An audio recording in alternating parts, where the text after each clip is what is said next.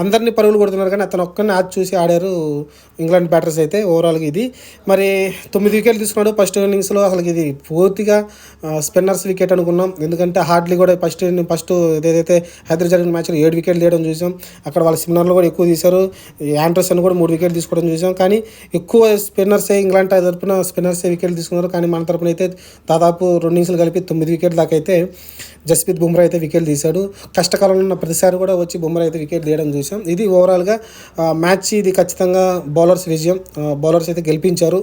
Batting పూర్తిగా విఫలమయ్యారు. ఎందుకంటే ఫస్ట్ దాంట్లో కావచ్చు, లేకుంటే దీంట్లో కావచ్చు, చాలామంది బ్యాటర్స్ అయితే చాలా విఫలమయ్యారు.